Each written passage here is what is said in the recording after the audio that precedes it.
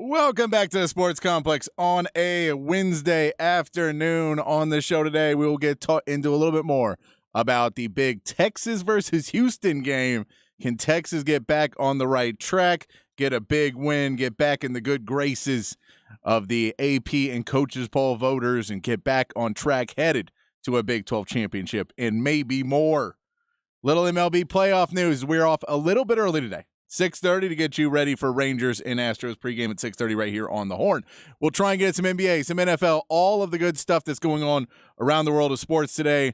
And, of course, whatever you guys are going to bring up there on the text line, you know, you guys drive the show. I just try to keep it on the rails. 512-447-3776.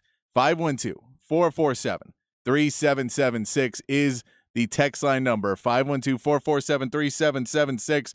Guys, text in what you want to talk about. Texas football, your comments, questions, concerns. If you've got a hot take, I want to hear it here on the text line on the Sports Complex. Off a little bit early, we said that at 6:30 for the Rangers, but a whole lot of show to get to before we give you up to the Rangers and Astros. Astros needing a huge win. Well, we'll get into that maybe a little bit more in the next segment. Talk a little bit about it, whatever you guys want to talk about. We try and keep it user friendly here on the Sports Complex. So let's get into a little bit of Texas talk going into a game against Houston that is a game that should not be a big game. So we say big game at the beginning, but it shouldn't be a big game versus Houston. This should be a win for Texas, that they handle their business, and the only big thing coming out of it is that Texas looks like the team that we thought they looked like for the first 5 games of the season. And now the back end, the back six, you're going to be able to look like that again. But I say big because I think one of the things that is going to be a big thing to look at, a big factor in this game for Texas, is the big humans. Because the big humans were the thing that I was probably the most let down with against Oklahoma.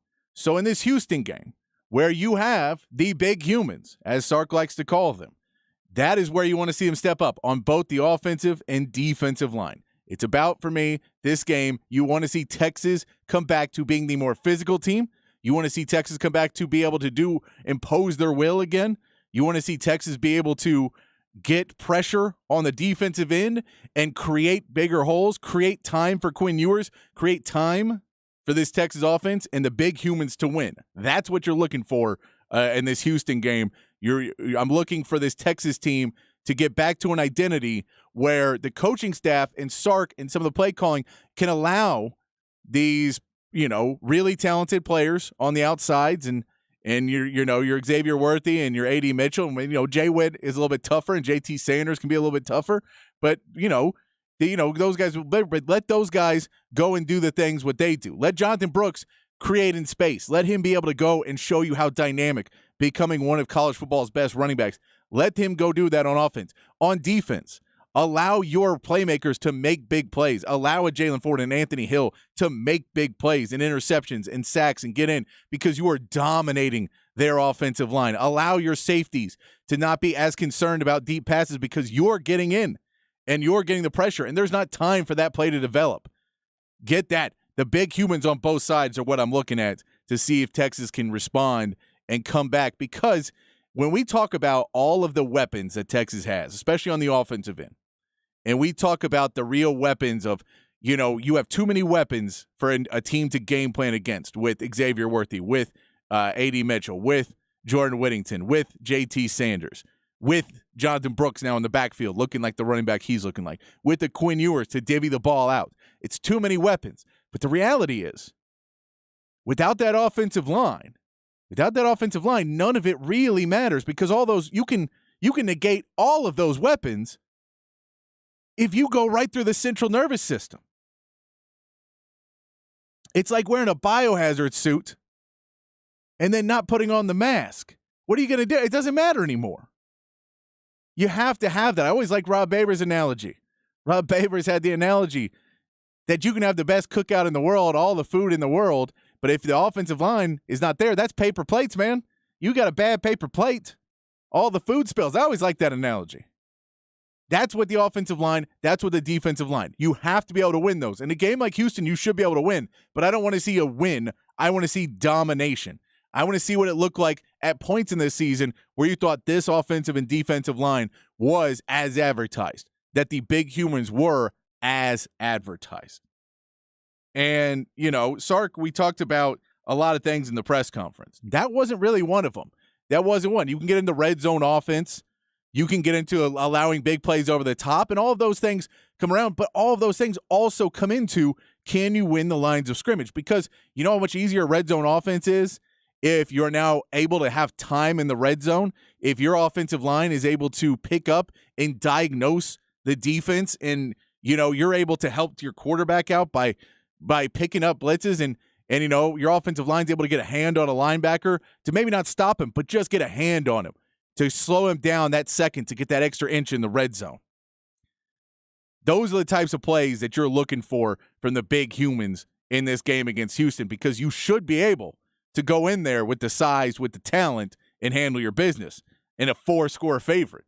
But you want to dominate in this game. You want to get pressure on Donovan Smith. You want to take the game plan that Houston is going to have and shred it apart, because you're getting organic pressure.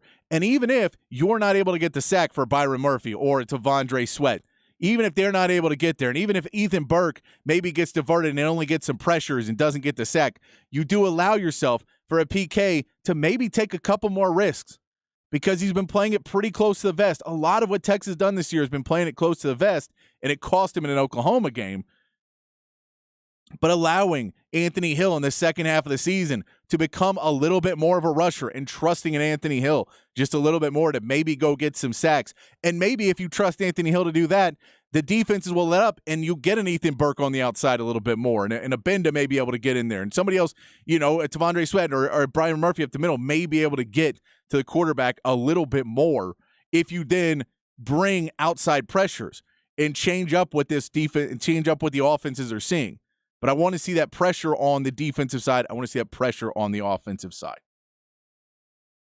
When you get into the red zone for the offense, just being able to, I've kept hearing this all week long and last week too, that people are mad that they want Texas to just be able to fight and push the ball forward. And you can do that against Houston. You should be able to hand the ball off and get 3 or 4 yards if you really need them. You should be able to get that.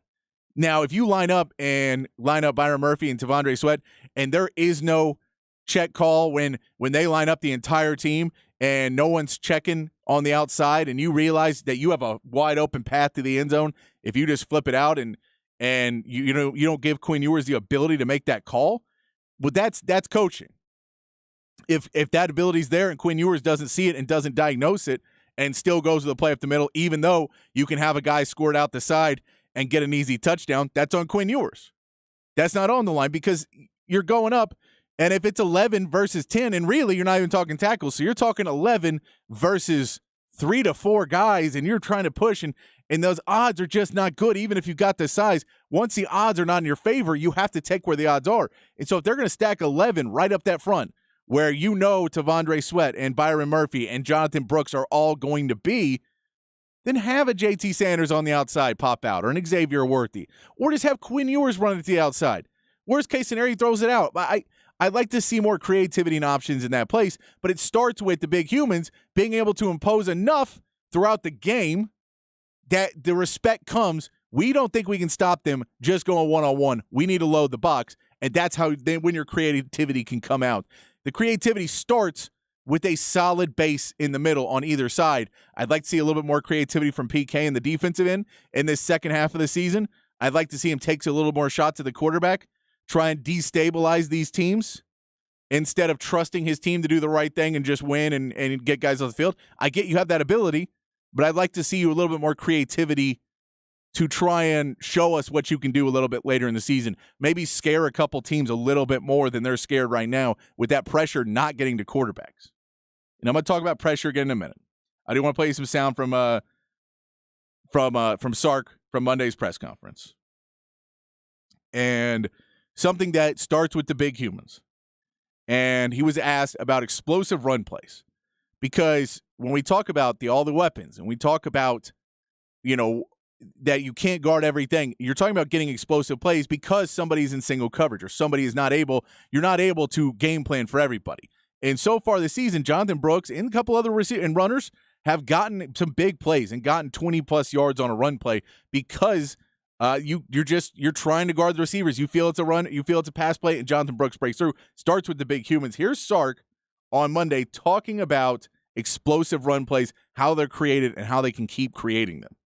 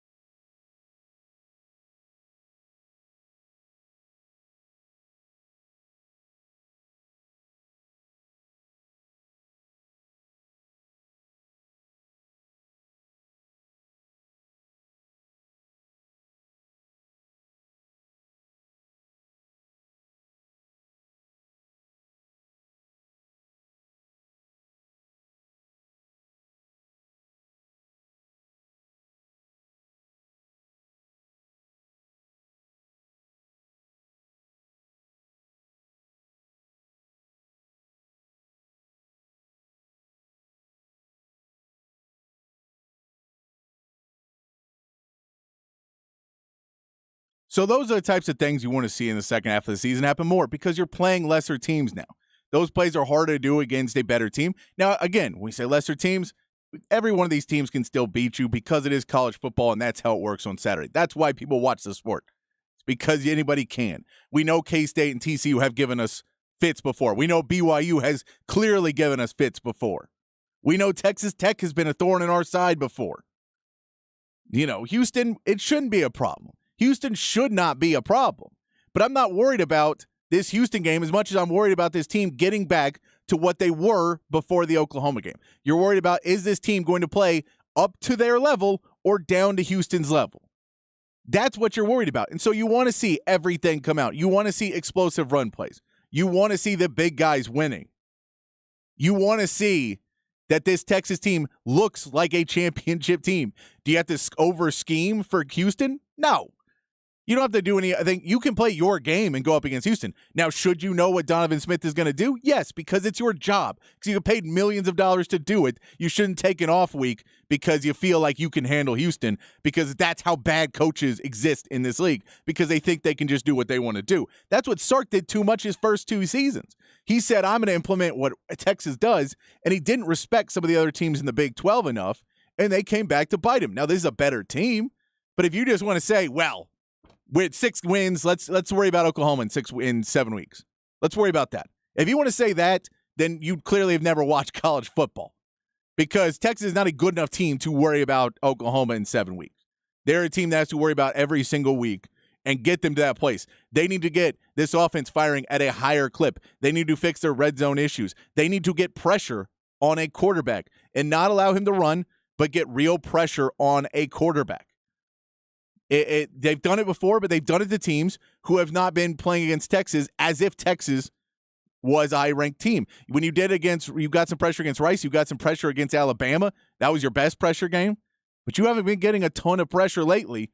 I'd like to see them step that back up. Part of that may be expanding roles for freshmen, expanding roles for the young guys, getting them more involved in this to get some guys who have that care a little bit more about, hey, I need to go make my stamp on this. The other guys are going out there. They understand what they're doing. They're trying to go out there and win ball games. That's great. You might want to stick somebody in there, and Anthony Hill's that guy I talked about earlier, because Anthony Hill's going to overcorrect sometimes, and he's going to cost you sometimes, and he's going to save you sometimes. But you want to get those guys in right now because you feel you have a chance to win. And whether you win by 2 scores or 4 scores, you like to get them some experience, and maybe you win by 5 because of them. Here's Sark talking about getting the maybe expanding some roles for some young guys in the second half of the season.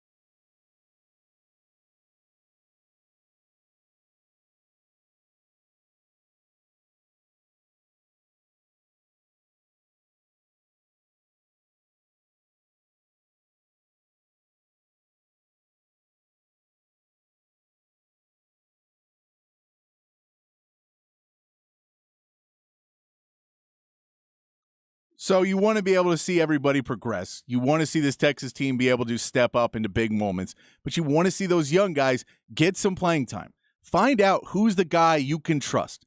You know, we're watching the MLB playoffs. Who's your pinch hitter that you can put in the game? Who's that guy that you feel comfortable when we need a boost? And it may not be for 7 weeks, 8 weeks. Now, how many weeks?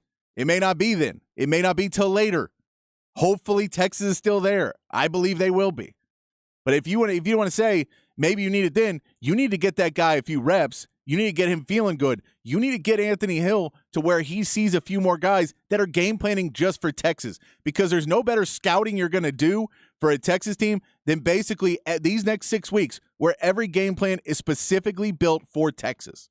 So you are now getting to get your scouting out, whether it's, you can still get a loss, but you're able to get your team out there to go see every look that they can go see, that we'll play you a clip from Hook 'em Up this morning talking about how Houston is going to try and copy what Oklahoma did, and whatever works and any play that works, every other coach is watching, and every other coach is going to try and find that play and find the right type of player to go against you. We saw Wyoming switching out players and putting in guys because they felt they had a better chance. We knew that Baylor at the end put on RJ Martinez because he thought maybe it was a better chance to beat Texas.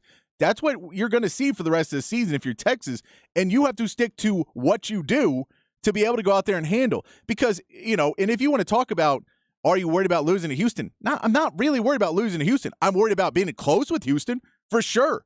Am I worried about it coming down to the fourth quarter? Sure. That's what worries me. And Texas is ranked too low right now to allow games to go to the fourth quarter with the rest of the 6 teams. You got to win. You got to go out there and handle your business.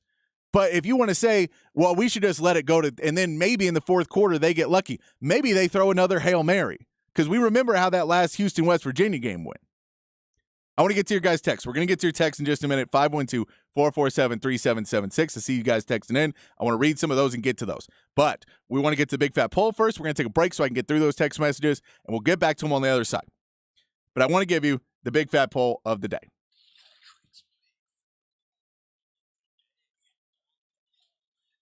Since we're talking about big humans, Texas is averaging being sacked around 2.5 times a game. I believe it's 2.5 times a game that they're being sacked in a game, which is too high.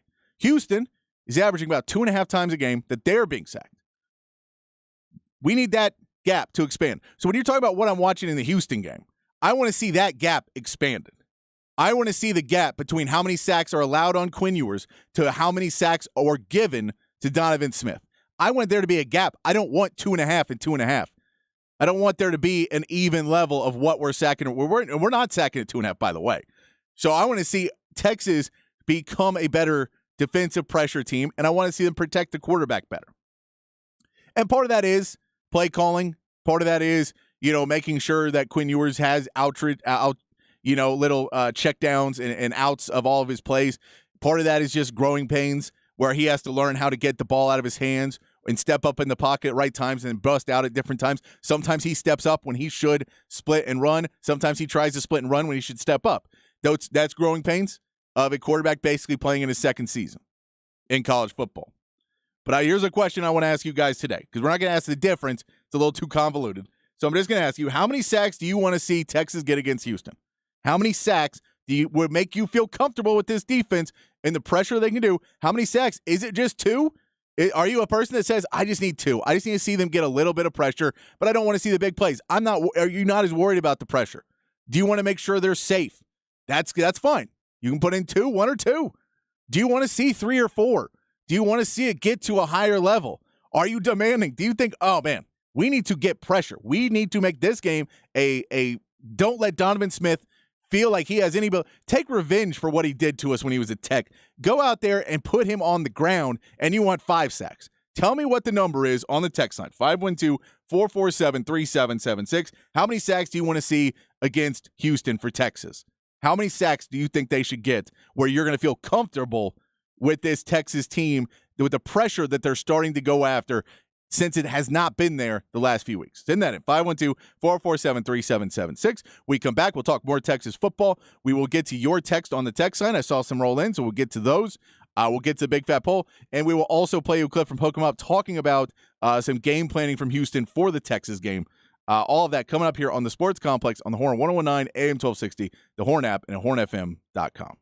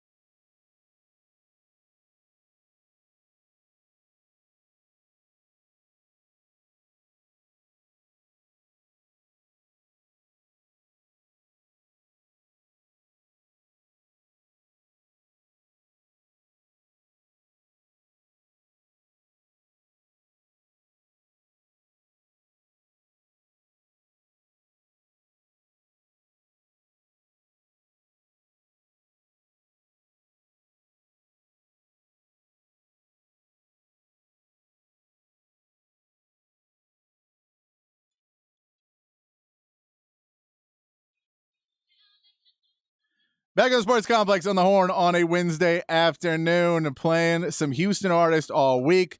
The Astros need a little bit of luck to get through and a little bit of a pep to get a win against the Rangers tonight to get back in this series. Playing at Globe Life. Hopefully that revives their bats, unless you're a Rangers fan. But I'll tell you this, all the Houston artists can be better than Creed. All of these people I'm playing will all be better than Creed. I can tell you that. It's a guarantee. We're playing them. Also, Texas playing Houston this weekend. So, giving a little love to the city right down the road there in Houston, Texas. I got family from Houston, so I don't have any disdain for Houston. I root for the Astros. I root for the Texans. Not a Rockets fan. I'm a Spurs guy because San Antonio's right there. I was born in San Antonio, and my family moved back to Austin when I was like one or two. So I can claim all of these places. I claim them all. I've got them all. I did. People are now, Rangers fans are getting mad at Astros fans because they all think that there's fair weather, I guess. They think everybody became an Astros fan when they started winning. So when I was out the other day wearing an Astros hat, they're like, why are you rooting for the Astros? I've rooted for them my whole life. I don't know. I didn't know I needed to clarify. I didn't know I needed to put this in. I think more fans, I get it, but the Astros don't seem like the fair weather team. I'm sure there's some people are, but after the cheating thing, I don't know if that was the one, but we'll see. Get in the text line, 512-447-3776, asking you how many sacks you want to see that you'll feel comfortable with this defense against Houston on the weekend on Saturday. We're also just taking text. What's your takes on Texas? What's your takes on the MLB, on the ALCS? What's your takes on NFL news? You can put all those in. 512-447-3776. Man, Chief Engineer says, no big plays. Donovan Smith was tough last year. It's an air raid offense. Need consistent containment, strong secondary play. Want to see if you want to see 42-plus points. Yeah, Texas is going to have to score. Texas offense is going to have to be up for that. I agree with you on that. But I think you can take some risk against Donovan Smith if you allow them to sit back and just play to win battles in the secondary. You need to put your big humans and take advantages where you have them. You have a better defensive line. They have offensive line. Go in there and disrupt plays and don't allow it to be a one-on. Don't allow Donovan Smith the time to sit in the pocket and be the guy he wants to be. He's not necessarily the biggest runner. I wouldn't say that he can do it, but I think he'd rather throw the ball and put up big numbers on you. So you need to get in there and you don't allow him to get on the outside with no one around him. But, dude, that should be every quarterback. But, I mean, there's very few college kids that can't run at all. Most college kids can at least get a little bit of ground on you because they're 19, 20, 21 years old. And at that age, we all could do it. It's when you get a little bit older and more injuries that you become slower and slower and slower. And then when someone runs, you think, who runs anymore? And you realize it's just you that doesn't. But I appreciate it, Chief Engineer. So it says Sark is soft, no killer instinct. There's a line in between this. And I know people say this because, you only watch, you watch enough Texas football and you'd like to see him go for on every fourth down, but you don't if he doesn't get them. And you like to see him, it's not that it's not a killer instinct. It's just you learn from experience. We saw Dan Lanning would do some things different. His killer instinct, he would do some things different after he lost to Washington. We know Deion Sanders would do some things different after he had the biggest comeback in Stanford history against him. There's guys that have killer instincts, and it doesn't always work. Mario Cristobal would probably take back that killer instinct to run the ball on fourth down against Miami. Against, I can't remember the team now off the top of my head. But he would take that back. So the killer instinct's great in moderation. You can't just always be foot on the gas. And I know it's all gas, no brakes. But sometimes you got to pull off that gas a little bit and understand the plays. Because if you are just straight up going for it all of the time, you are very easy. It's like a boxer who just swings and doesn't protect it all. You're going to get knocked out. What were we doing against Bama? We got tons of pressure on the QB that game, but it's been non-existent since. There's a couple things. One, they didn't respect Milroe's ability to pass like they have some of these other passers. And it was just, in reality, a lot of that Alabama game is somewhat of a misnomer because they didn't prep for Texas. They played Alabama football, which Sark knew and was able to attack. And so it shows you what Texas can do, but also when you're playing against teams that have an offense built around knowing what your rush is going to be and knowing how to divert guys and play much more to you than their own scheme, then it becomes harder to get that pressure. And you see that much more. That's why sacks can sometimes go down in conference play because you may not be playing against you may be playing against teams that know you a little bit better. For the question of the day, big fat poll of the day on the text line, 512-447-3776. How many sacks do you want to see for Texas against Houston this weekend? A lot of people getting a big number there. A big number. 5 is a big number. We get a texter. How does Jimbo still have a job? And then football principles should not matter in this game. Those two statements, that right there. How does Jimbo still have a job? You know why Jimbo's terrible? Because football principles should not matter in this game sounds like a Jimbo line. That's the thing. If you have football principles always matter. They always matter. Those are Division I athletes you're playing against. And are we talking about out-scheming Houston? Yes. You're talking about out-scheming everyone. I get it's Houston and we're 23.5-point favorites. I get that. But the second you don't care about a game, your season is over. You have to care about every game because one loss is where Texas is out of where they want to be. Now they'll say they're okay, but you can't have another loss in this back six and expect me to believe this is the same team. You have to take every game seriously. And if you're worried about Houston, stop talking about college football players. I'm not worried about Houston in general. I'm worried about Texas not playing up to Texas' abilities. That's what I'm more worried about. You want to see Texas play up to Texas' ability.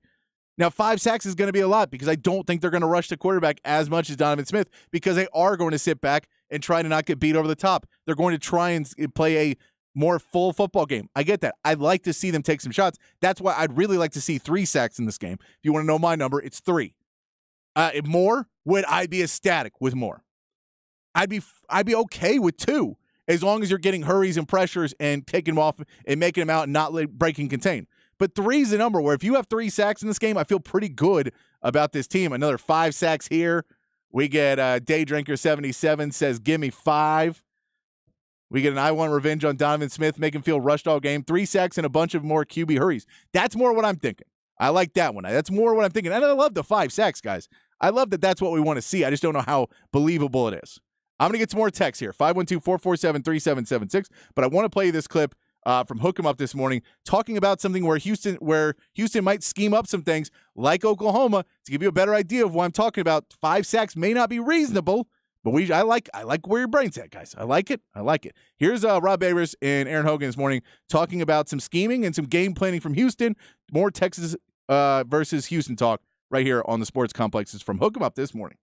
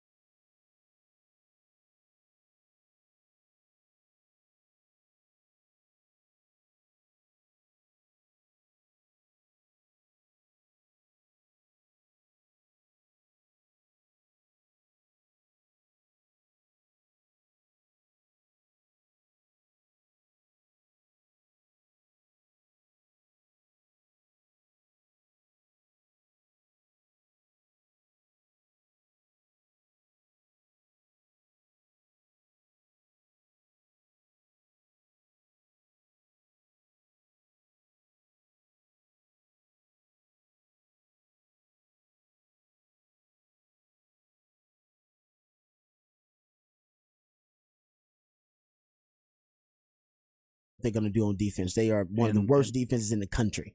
And lines of scrimmage should be an advantage Texas in a big way in this game. Yeah, that's some good stuff there from Hook 'em Up with Ian Robbie, weekday morning, 6 to 11 right here on The Horn.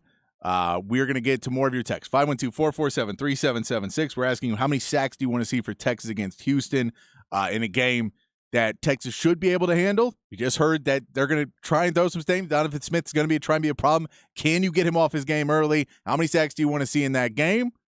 What's a realistic number? Do you just want to see 2, maybe 3? Or a lot of people going up for 5. A lot of people going up for 5 on the text line so far. We'll get those texts when we come back here on the Sports Complex. 512-447-3776 is the text line. Hit us up. 512-447-3776. We'll be right back on the Sports Complex in the Horn, 1019 AM 1260, the Horn app, and hornfm.com.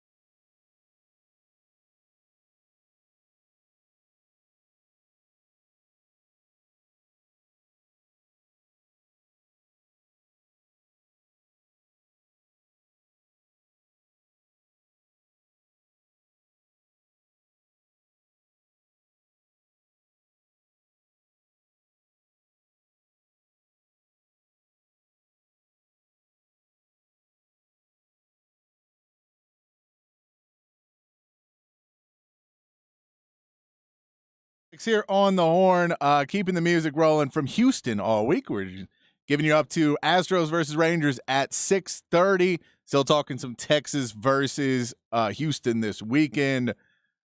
We are getting text lines open, 512-447-3776, 512-447-3776. We're asking you, too, in the big fat poll of the day, how many sacks do you want to see Texas get against Houston? I think the real number is how many sacks are we allow versus how many we get, but that may be convoluted. Maybe we'll ask you tomorrow how many you're going to allow, but I think the number we all say is 0. We want 0 sacks allowed. 1 is kind of the max you want to see allowed. But so I don't think we need to ask that question as much. We're going to say we want 0 to 1 sacks. How many sacks do you want to see Texas get against Houston to feel like Texas is starting to win that battle in the lines of scrimmage and get there to the quarterback? Bevo Angel says, I need to see at least 4 or 5 sacks by our defense on Saturday, and preferably by the front 4. Save those exotic big packages for the big game. There's no more saving. I get you save stuff, but you want to keep coming up with new things. You want to keep adding new things in there. You need to go out there and dominate these games. Get yourself back in the conversation for the college football playoff. You need to start winning these games by triple scores, not triple digits. That if you win that, you're back in the picture, no problem. But by 3 scores. That's where you need to be to win some of these games. If you win the rest of your season by 3 games, now everybody by 3 scores, everybody's going to start talking about you. Okay, look what Texas can do. If you play down to these schools' levels, you don't put up those numbers. It becomes just becomes a harder road to toe. Pizza Dave, I don't need to read this. Look, the Astros do not drool, Pizza Dave. But I'm happy you're excited about the series. We get 4 sacks with even more pressures. They might give up a big play, but will force more negative plays. The pressures is too. It's where you kind of want to see the sacks. You want to see guys get home in the second half of the season. You know there's been pressures all season, and there's been hurries. You see them all season. You'd like to see those guys start to get home against some lesser opponents and some guys that aren't as big. You don't have the big humans. You like to see those guys step up.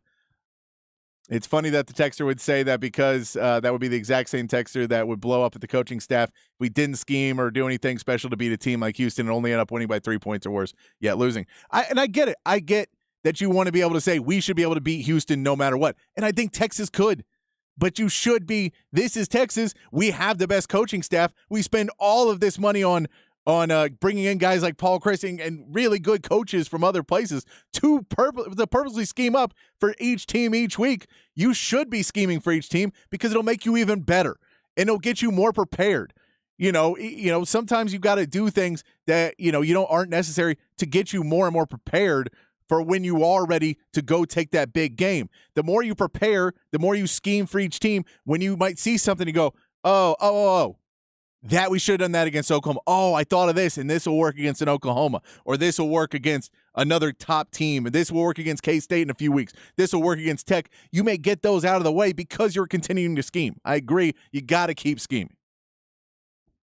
I would like sacks to come without stunt. I would like to see Texas control the line of scrimmage man on man. I would too, but I don't think you get 3 sacks. I don't think you get 5 sacks, definitely, without trying to push up there and send some other blitz. Plus, sending those other things, you don't even need the sack to come from the other guy. You need the worry of it. You need to have the scare of anyone could come at any moment. That scare into a quarterback, that scare into an offensive line, then allows you to get more organic pressure. But if you never bring it and they know, I'm looking at the guy in front of me, and that's the guy I got to get, and that's all they have to do all game, you're not making them think. You're not making them worry. You're not making them question in the back of their head, are they not seeing something? And then a guy blows past them. What you want to do is you want to show them different looks and show them different plays and different guys blitzing and different guys giving pressure so that they are on their heels the entire game. That's what you want. I don't need that Anthony Hill's going to hit the quarterback every time, but he may flush a guy up in the pocket to where the pocket now, Byron Murphy or T'Vondre Sweat, crushed in, and he runs right into one of those guys. I'm fine with that sack, but I think you need to show different types of pressure to make it so that Houston or any team you're playing then has to respect those types of pressure, which I don't know they do right now. We will get Chan with a single white female lost rods analysis thereafter. Yes. Channel says, no way 5 sacks. our D lines and a linebacker will have to maintain their lane assignments and gap control to keep Donovan in check. I agree. But that's part of it. 5 seems like a really large number. 5 seems if you're up by 24 and they're just trying to throw the ball, you may get closer to that 5 number because they're holding it and because you're being able to push out, them down the field. If you have good coverage down the field, you may be able to get some more of those. But I think 2 to 3 is a much more realistic number to ask for than 5. But I appreciate you guys. I love that you guys are out there and you're going for it. Not sure if y'all mentioned this, but Matthew Golden is looking pretty questionable for the game from what I've heard in college fantasy world. I think he came up limp on a kick last week. He had a groin injury last week. Didn't really play much in the second half. I don't know if he played at all in the second half, but I know he didn't play much in the second half. Dana Holgorsen said on Monday, I believe, that he was practiced on Friday after the game and that he does not expect it to be a long-term injury. He did not say he was playing this week. He said he did not expect to be a long-term injury and that he has already hit back on the practice field. So it is questionable. He may not see a lot of snaps. We know one thing when you're playing Texas, you don't tell them who's hurt and who's not. We have seen that many times this season. So Matthew Golden, I would assume, is going to be a game-time decision like anybody else, but he may come up short because it is a groin injury, and those tend to be a little bit more time-sensitive that you don't want to go back out there and re-aggravate a groin injury, but good one there. Coach Cornuts bringing the injury report. Coach Cornuts on the sideline with the injury report. Love it. These text names are great. By the way, if you don't have a text name yet, you can send in what you want your text name to be, and we'll try and put it in there for you. We have the ability now. Keep the text coming, 512-447-3776. Going to kind of hit a mishmash of some different points. Some NBA news. Texas basketball played their orange and white game last night. We'll talk a little bit about it. I didn't get to see the game because I was doing the show. They played it, started at 6, so I wasn't going to be able to get over there in time. We'll play a clip. Aaron Hogan has some information about it too, so we'll play some of that. But they were playing, getting closer and closer to Texas basketball season. We can play some of that sound as well. Maybe some Caleb Williams talk. Maybe Kyler Murray talk. Who knows what we can get into here on the Horn. If you've got a story you want us to hit it up, 512-447-3776. We're giving you up to the Rangers pregame at 6:30. So before that, we'll try and hit as many stories as we can here on the Sports Complex in the Horn 1019 AM 1260, the Horn app, and hornfm.com.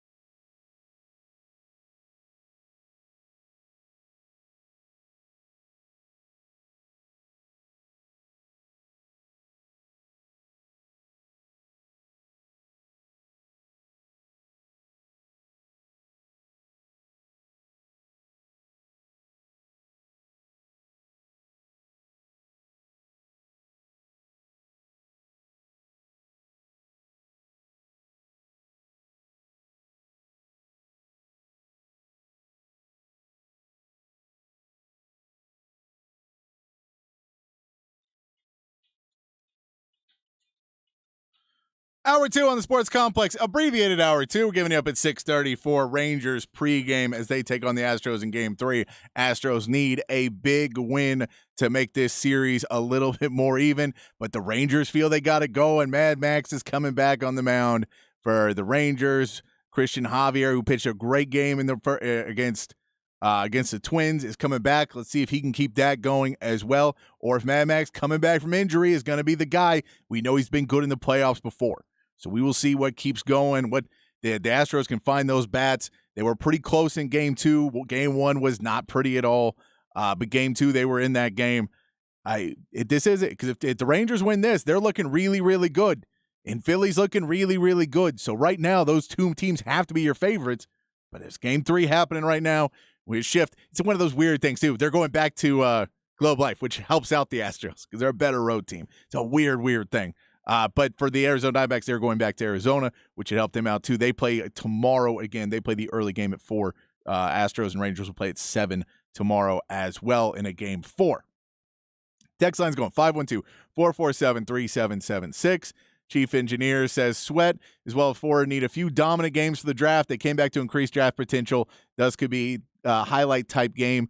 I don't know. For Ford, this is a game where you want to see him look better. He looked confused against Oklahoma too many times with Dylan Gabriel just being able to do too much, and really just had a game that I don't know if he was ready for it or what he saw that he wasn't ready for, but didn't look like it. He needs to rebound a little bit against a quarterback who can move. I don't think he wants to move as much, but I think he can. So a quarterback that's that and can pass, and so you have to guard your guys over the middle. You have to cover a lot, but you like to see Jalen Ford do that, and as well as T'Vondre Sweat. You'd like to see him have a big game as well, pressuring up the middle. We do have the Sarkisov no killer instinct. Killer instinct isn't about 4th downs. Never trust Texas football. If you just want to be angry at him, that's fine. You can just hate Texas football or love them but hate them and have that love-hate relationship. You can have that. I don't know what you want for a killer instinct if it's not pressing the ball downfield, going for big plays, trying to explode play, because that seems kind of like Starks and Mo to go for big plays. And, if it's not about going for it on 4th down, if it's not about trying to I think he just, you just want him to score 70 every week? Because I think they'd love to. I don't think they can. I think they'd love to. Female listener number 1, this song always makes me feel as guilty that I don't like R.A.K. is R.A.K. as much as I should for him being a legend. Robert O'Keefe there, born in Houston, then moved out of there, so we got played on our list. But it's one of those songs. It's good if you hear it every once in a while, but if it gets played too much, and if someone plays it and really it's one of those songs too that if someone plays and they're really into it, it kind of takes me out of it at least. Someone's like, you got to listen to these lyrics, man. You're like, don't be too profound with it. Let's just have a beer and have some fun. Blind Longer fans, I want to see Donovan Smith sacked 10 times, but realistically 4 to 5. I'm glad you prefaced that. We'd all like to see 10 sacks in a game. I don't think it's going to happen, but 4 to 5, yes. I think 4 to 5 is going to be high. I think you're going to get pressures, but because you're going to have to contain a little bit because he is not just a pocket passer. But I think what you really would like to do is contain on the outside, push him up, and get those Byron Murphy, T'Vondre Sweat up the middle sacks. That's really what you'd love to do, is push him into a organic sack up the middle. So kind of containing him where he can't get outside and then getting him up the middle and make him step up in the pocket and still get sacked. I think that's really what you want to kind of see. I'd like to see 7, 9, and 3, or 7 to 9, 3 and outs, and then more sacks. Yeah, I get it that you want to kind of see, you'd like to see this defense play. I think that's kind of where I want to see them. I'm allowing you're going to allow some plays. You're going to allow some if you try and put some more pressure. But I think you have that ability against this Houston team to put out a little bit more pressure on this team and really try to get at the guys. And, kind of allow, say, safeties just drop back, and if they get a big play on us, that's fine. We'll close it up at that point once we let them get in the red zone. But that's the problem, is Texas doesn't really allow too many people to get in the red zone, so you don't get those numbers too much in the red zone because most of the plays where people are scoring, they're getting over the top of you. So just don't let them get over the top. Push your safety back, and then put your nose down. If they get a big play, they get a big play. Don't allow touchdowns, but allow them to get 30, 40 yards on a play if you do that. But if you go get If you get 6 sacks in one 40-yard play or 5 sacks in one 40-yard play out of doing that, I take those numbers every day because you can still hold that to a field goal. And 3 points for 3 sacks is pretty good. I think most people will be pretty okay with that at the run of the game because you're going to make Donovan Smith putting someone on the ground just affects him for the rest of the game. Please have Anthony Hill spy any dual threat quarterback to text play. Use control pressure to keep quarterback from popping out on 2nd, 3rd, and 4th and long. Look, Anthony Hill as a spy, I'm less sold on of his as him as a blitzer right now. He is overcommitted so many times on the spy, and he can do a good job of it, but it does worry me a little bit when you see that. And thank you, Nate, for no trash talk today. I appreciate no trash talk. I know you want to. I know you want to, but I appreciate it, Nate. Well, we'll see. I think you just know that Texas is good, or that Houston's good at Globe Life, and you're a little bit worried. I think that's what it is, Nate. Ty Henderson came out. You nervous?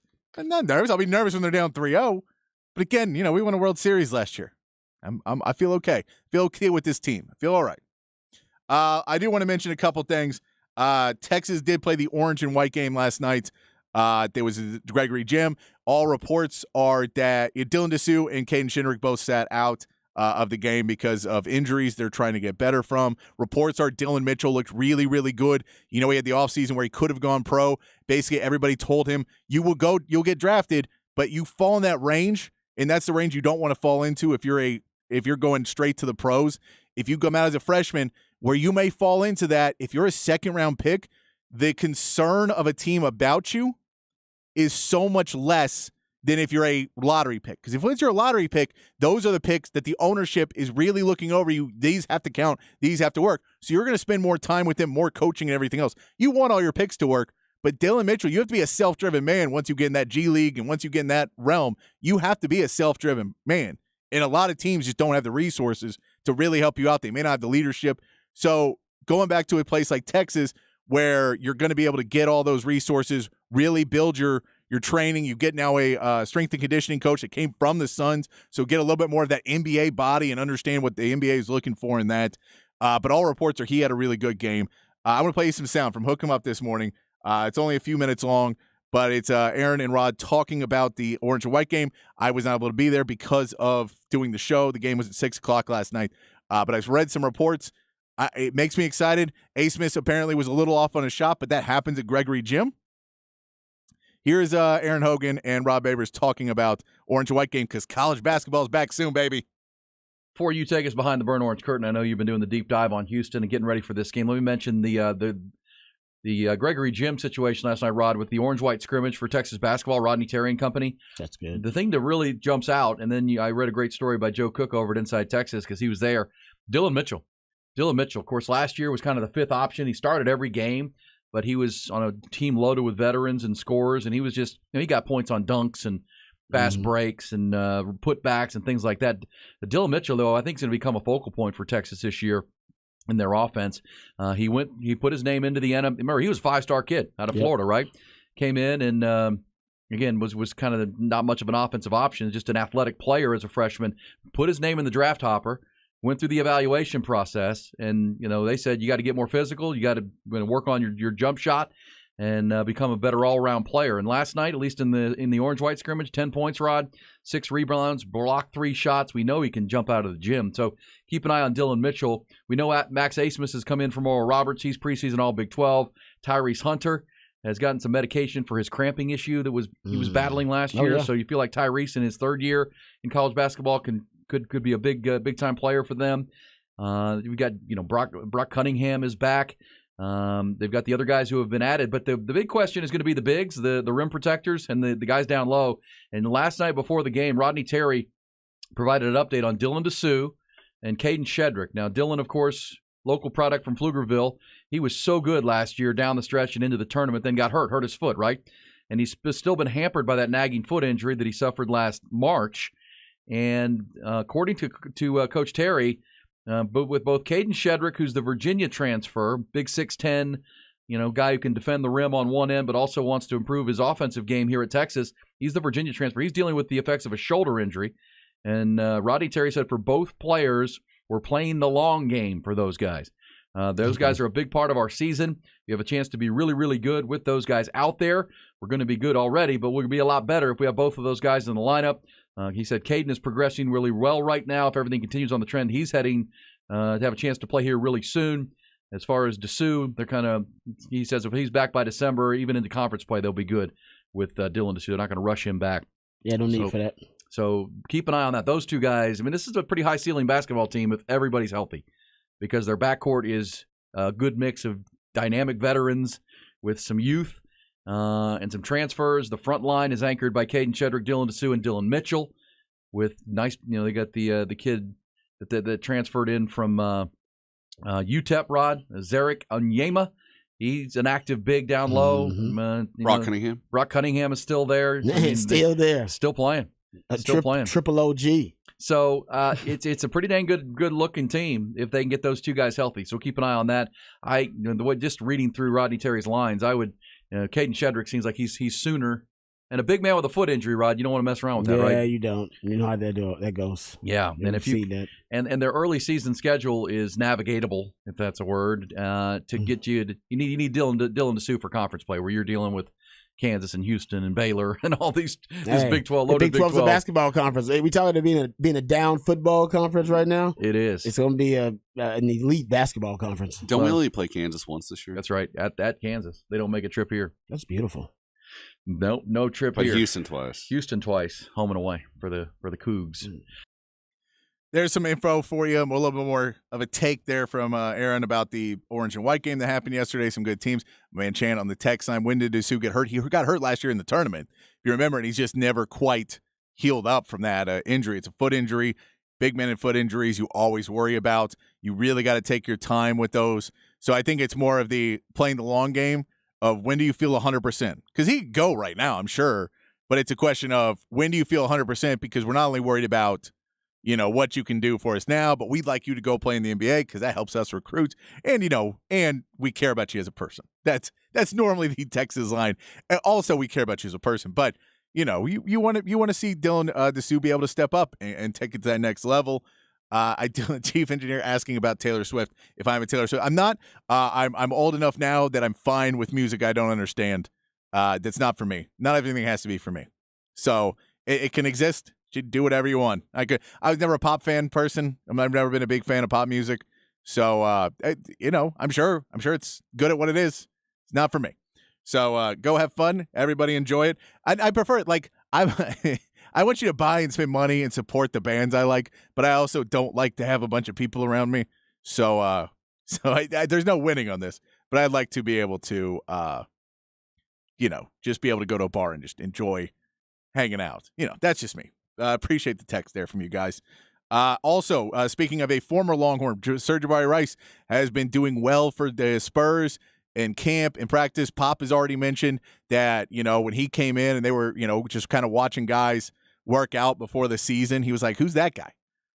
Who's this? Whenever, because you got to remember, he was signed after the fact. It was he's signed to the 2-way deal, so Pop wasn't really sure. Pop said, oh, man, he's like, I like this. He's good. He's got moxie. He's a really good influence around the locker room. He's a good, he's driven. He wants to go out there. And plus, the shot fake. The people now, Spurs fans are figuring out about the shot fake that we all know about as Texas fans. That the shot fake, the best is he's saying he's gotten pretty much everybody on the Spurs with the shot fake. And then they asked, has he gotten Victor Wembanyama with the shot fake? And he says, yes. However, he's so long and athletic that it doesn't matter. Because if you get him within 2 steps, he's already able to block your shot again. So you can't even – it doesn't matter. He's already back with a hand in your face even after you give him the pump fake. So that is what Sir'Jabari Rice has said about playing against Victor Wembanyama. We also have I do want to mention there is some news. Caleb Williams was in the news today. Also, well, I'll tell you this. Before we get to Caleb Williams, we have time. Spurs do play the Rockets tonight. They play the Rockets tonight, and if history would tell you that this is about the time that Pop starts to try and get a lineup ready and starts to try and figure out, we don't know if that'll be the case with Wembanyama, if they're going to take it a little bit slower while he's still figuring it out. We know in before the preseason started, Pop said, we need to take a couple of games to figure out what he does. how he plays, how he fits onto the field, how he fits onto the court. You want to see all those things. So he's been able – so that's kind of been a little bit – he did not play in the first Houston game. They're playing tonight at 7 o'clock, playing Houston again. We will see if this is the lineup where we believe that everybody's going to be active. He has said after the last game that everybody will be active for this. So it should be Wembanyama again. This should be the first game we see with him, with Sochan, with Keldon Johnson all on there. You assume a lineup is Trey Jones and Devin Vassell in the backcourt. But then the question, do you start as Zach Collins at center and play Wemby at a 4? Do you move Wemby to a 3 and play Sochan out there as well? Do you play Keldon Johnson in this lineup? Basically, Keldon Johnson or Sochan may be off the bench, or do they put Zach Collins on the bench, start all 5, or start all those guys, start Wemby, Keldon Johnson, Jeremy Sochan, Vassell, and Trey Jones. But then you have to figure out, can Sochan guard a 5, or can Keldon guard a 5, and bump those guys, because you're going to have to go against those guys when you're playing against an Anthony Davis, when you're playing against the defending champ Denver Nuggets. That's a question you will have to figure out for this Texas team if they're going to be able to make the impact they want to make and try and get into that. I think this year is your realistic expectations are, if you exceed all expectations, you're a play-in team in that 6 to 10 realm of the Western Conference. The Western Conference is stacked this year. We know how good the Western Conference is going to be. There's going to be some teams that fall out and fall in. Oklahoma City, we Spurs played against them. You have Chet Holmgren, who's looking really good. That's going to be one of the best league pass teams to watch. So they're not going to get a ton of coverage. But SGA, see if he progresses. Lou Dort on that team. Josh Giddey is going to be is a really good point guard. There's a lot of good teams in the Western Conference. As we get closer to NBA season, I'll talk way more basketball, because it's something I've covered. I covered basketball starting in 2001, 2002. So, and that's why it was a sport I played a lot when I was younger. So, that's just, we'll get more and more into basketball. We'll be following Wembanyama. We'll be following Luka Doncic and Kyrie Irving, and see if that Mavs team can turn it around. We'll be following Houston and how the experiment with Fred VanVleet and Dylan Brooks works out, and how Ime Udoka is able to change the culture in Houston. We'll be following all that. But a big game tonight, if you want to watch what the Spurs lineup could look like. I know we're all going to be watching Astros and Rangers. They're taking up over for us just here in a few minutes. But if you want to go watch and see some other things and see what may be happening, be sure to check out the Spurs Rockets. Just check the highlights of that after the game. It'd be a good test to check out what is happening for Texas, for the Spurs, for Texas NBA basketball. We'll be back tomorrow at 5 o'clock. We're going to give you up now to Rangers pregame. Huge game tonight. We appreciate everybody playing along on the text line, 512-447-3776. Save it in your phone. We'll be back tomorrow. Until then, be safe, be kind, keep your underwear clean, and we'll see you back here tomorrow, 5 o'clock, right here on the Horn.